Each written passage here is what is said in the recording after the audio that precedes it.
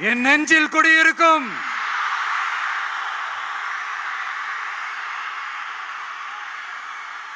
புதுச்சேரி மக்கள் உங்கள் அனைவருக்கும் என்னுடைய வணக்கம். வணக்கம் வணக்கம். எல்லாரும் எப்படி இருக்கீங்க?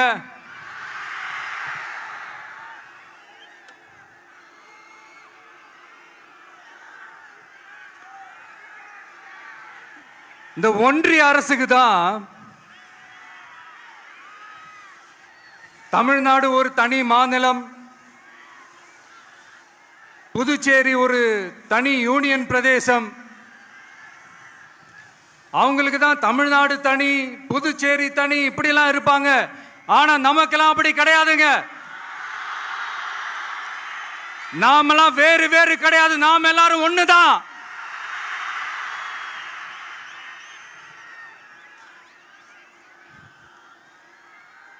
தமிழ்நாடும் புதுச்சேரியும் தனித்தனியாக இருந்தாலும் நாம் எல்லாரும் ஒண்ணுதான். நாம் எல்லாரும் சொந்தம் தான்.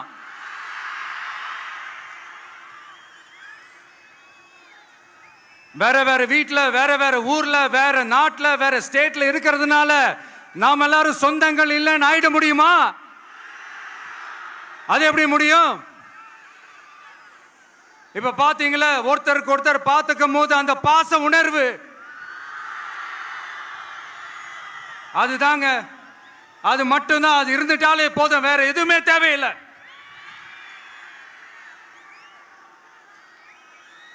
அதனால தமிழ்நாடு, புதுச்சேரி, கேரளா, கர்நாடகா, ஆந்திரா மட்டும் இல்ல, உலகத்துல எந்த மூலையில நம்ம வகைரா இருந்தாலும் அவங்க எல்லாருமே நம்மளோட உயிர் தான். அவங்க எல்லாருமே நம்மளோட உறவு தான்.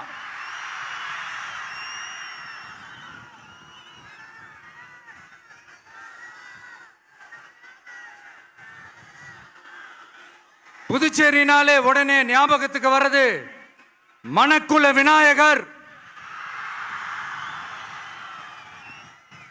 அரவிந்தர் ஆசிரமம், வில்லியனூர் மாதான் சொல்லி இவங்க எல்லாரும் ஞாபகத்தில் வருவாங்க. அது மட்டும் இல்ல, மகாகவி பாரதியார் அவர்கள் இருந்த மண், பாவேந்தர் பாரதிதாசன் அவர்கள் பிறந்த மண். அது மாதிரி இன்னும் சிறப்புகளை அடுக்கிக்கிட்டே போலாம். ஆனா அரசியல்னு வந்துட்டா ஒரு முக்கியமான விஷயத்தை பத்தி நம்ம சொல்லி ஆகணும். 1977ல புரட்சி தலைவர் எம்ஜிஆர் அவர்கள் தமிழ்நாட்டில் ஆட்சி அமைச்சாங்க. ஆனா அதுக்கு முன்னாடியே 1974லயே இங்க புதுச்சேரியில அவங்களோட ஆட்சி அமைஞ்சது. அதனாலதான் அப்பவே சொன்னாங்க, நமக்காக வந்தவர் எம்ஜிஆர், அவரை தமிழ்நாட்டில் மிஸ் பண்ணிடாதீங்கன்னு நமக்கு அலர்ட் பண்ணதே புதுச்சேரி தான். அப்படிப்பட்ட புதுச்சேரியை நம்மளால மறக்க முடியுமா? அது மட்டும் இல்ல, இங்க இருக்கிற மக்கள் தமிழ்நாடு மாதிரியே புதுச்சேரி மக்களும் என்ன கிட்டத்தட்ட ஒரு 30 வருஷமா என்ன தாங்கி பிடிச்சுக்கிட்டு இருக்கிறீங்க.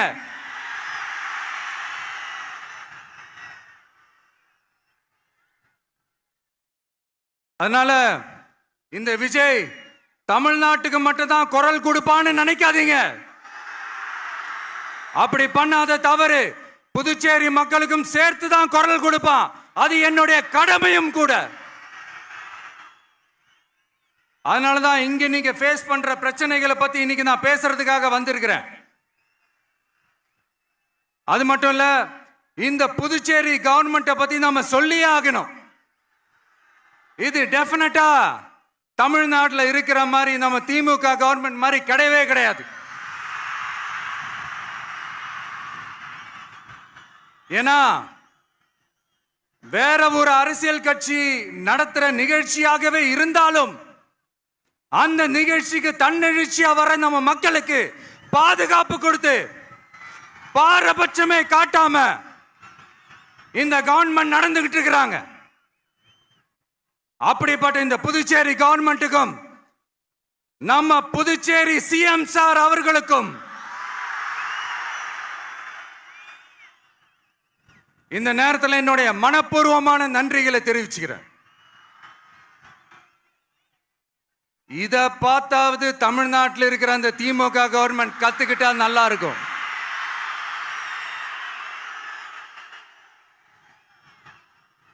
ஆனா அவங்க கத்துக்க மாட்டாங்க. பரவாயில்ல, வரப்போற எலெக்ஷன்ல 100% கத்துக்குவாங்க. அத நம்ம மக்கள் பார்த்துக்குவாங்க.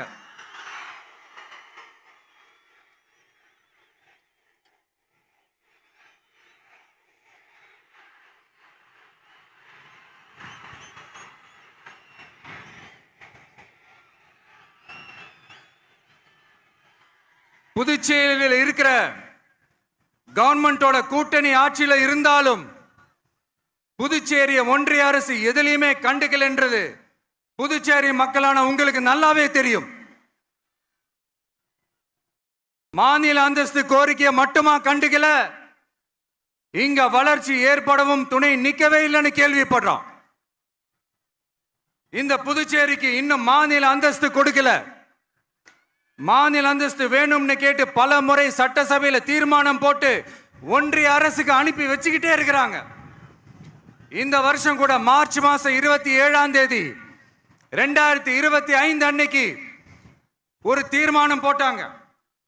அது மாநில அந்தஸ்து வேணும்னு கேட்டு ஒன்றிய அரசுக்கு அனுப்புற 16வது தீர்மானம். புதுச்சேரி காரைக்கால் பகுதிகளில் மூடப்பட்ட 5 மில்கள், பல்வேறு தொழிற்சாலைகளை மீண்டும் திறக்கிறதுக்கு இதுவரைக்கும் ஒரு துரும்ப கூட கிள்ளி போடல. பல்லாயிரக்கணக்கான இளைஞர்களோட வேலை வாய்ப்புக்காக எதையுமே செய்யல. இங்க ஒரு ஐடி கம்பெனி உருவாகணும்ன்றது எண்ணமே இல்லை. அதை பத்தி யார் பேசினாலும் அது அவங்க காதல விழவே விழல. இங்க ஒரு அமைச்சரை ஊழல் குற்றச்சாட்டுல பதவி விட்டு நீக்கப்பட்டு அந்த இடத்துக்கு இன்னொருத்தரை நியமிச்சு 200 நாள் ஆச்சு. இன்னும் அவருக்கு ஒரு இலாக்காவே தரல. இந்த செயல் சிறுபான்மை மக்களை அவமானப்படுத்துறதுன்னு அந்த மக்களே சொல்றாங்க. புதுச்சேரியோட முக்கிய அங்கமாக இருக்கிற காரைக்கால், மாகே, ஏனாம் பகுதிகளில் எல்லாம் முன்னேற்றமே இல்லைன்னு அந்த பகுதி மக்கள் சொல்லிக்கிட்டே இருக்கிறாங்க. குறிப்பா காவிரியோட கடைமடை பகுதியான காரைக்காலை மொத்தமா கைவிட்ட மாதிரி தான் இருக்குது. இது எல்லாமே முன்னேற்றம் அடையணும். டூரிஸ்ட் பிளேஸ் ஆன புதுச்சேரியில போதுமான அளவு பார்க்கிங் வசதி இல்ல, போதுமான அளவு கழிப்பறை வசதி இல்ல. இதெல்லாமே மேம்படுத்தணும். புதுச்சேரி கடலூர் மார்க்கமான ரயில் திட்டம் வேணும்ங்கிறது நீண்ட கால கோரிக்கை. புதுச்சேரி மக்களுக்கு ஒன்னே ஒண்ணுதான் சொல்லணும், இந்த திமுகவை நம்பாதீங்க. அவங்களுக்கு உங்களை நம்ப வச்சு ஏமாத்துறது தான் அவங்க வேலையே. நான் சொன்ன பல கோரிக்கைகளை எல்லாம் தீர்த்து வைக்கிறதுக்கு நம்ம புதுச்சேரி கவர்மெண்ட்டுக்கும் அதோட மக்கள் திட்டங்களுக்கும் ரொம்ப அக்கறையா உண்மையா துணை நிற்கிறோம். தமிழ்நாட்டை ஒதுக்குற மாதிரி புதுச்சேரியும் ஒதுக்க கூடாதுன்னு நாங்க கேட்டுக்கிறோம். கிட்டத்தட்ட 20 லட்சம் பேர் வாழ்ற யூனியன் பிரதேசமான புதுச்சேரி மத்திய நிதி குழுவில் இடம்பெறவில்லை. அதனால் மாநிலங்களுக்கான நிதி பகிர்தல் அடிப்படையிலும் யூனியன் பிரதேசங்களுக்கான நிதி பகிர்தல் அடிப்படையிலும் புதுச்சேரிக்கு நிதி ஒதுக்கப்படுவதில்லை. அதனால ஒவ்வொரு ஆண்டும் புதுச்சேரிக்கு தோராயமாகவே மத்திய அரசு நிதியை விடுவிக்கிறது. அந்த நிதியும் அரசு ஊழியர்களின் சம்பளம், ஓய்வூதிய தொகை உள்ளிட்ட திட்ட செலவுகளுக்கே சென்று விடுவதால் மீத தேவைக்கு வெளிச்சந்தையிலும் கடன் பத்திரங்களை கடன் வாங்குகிறது புதுச்சேரி. இந்த நிலைமை மாறணும்னா ஒரே வழி, மாநில அந்தஸ்து நம்ம புதுச்சேரி மக்களோட பல்லாண்டு கால கோரிக்கை. புதுச்சேரிக்கு போதுமான நிதி வரத்து இல்லாததுனால வெளியே கடன் வாங்க வேண்டியதா இருக்கு. புதுச்சேரியோட கடனை குறைச்சு தற்சார்பு பொருளாதாரத்தை வளர்த்தெடுக்க திட்டங்கள் வகுக்கப்பட வேண்டும். மாநில அந்தஸ்து வாங்கினா மட்டும் போதாது இல்லையா, தொழில் வளர்ச்சியும் தேவையாச்சே. புதுச்சேரி தென்னிந்தியாவின் முன்னணி இண்டஸ்ட்ரியல் ஹப்பாக மாற்ற எல்லா முயற்சிகளும் எடுக்க வேண்டும். இந்திய அளவில் ரேஷன் கடைகளே இல்லாத மாநிலம் புதுச்சேரி தான். ஏழை எளிய மக்களுக்கு வாழ்வாதாரமே ரேஷன் கடைகள் தான். மற்ற மாநிலங்கள்ல இருக்கிற மாதிரி இங்கேயும் அரிசி, சர்க்கரை, பருப்பு, கோதுமை, எண்ணெய்னு அனைத்து பொருட்களும் வழங்கும் முறை சீராக்கப்பட வேண்டும். கடைசியா மீன் பிடிக்க செல்லும் காரைக்கால் மீனவர்களை அடிக்கடி கைது செய்யும் இலங்கை கடற்படை அவர்களின் படகுகளையும் பறிமுதல் செய்து விடுகிறது. அதனால் நீண்ட போராட்டங்களுக்கு பிறகு அவர்கள் விடுவிக்கப்பட்டாலும் படகுகள் கிடைக்காததால் ஒரு மோசமான நிலைக்கு தள்ளப்படுகின்றனர். இந்த நிலை மாற வேண்டும். நான் மறுபடியும் சொல்றேன், இந்த விஜய் புதுச்சேரி மக்களுக்காகவும் எப்பவும் துணை நிற்பான். வரப்போற புதுச்சேரி தேர்தல் களத்துல நம்மளுடைய தமிழக வெற்றி கழகத்தின் கொடி பட்டொளி வீசி பறக்கும். கான்பிடென்டா இருங்க, நல்லதே நடக்கும். வெற்றி நிச்சயம். மீண்டும் சந்திக்கும் வரை நன்றி, வணக்கம். மக்கள்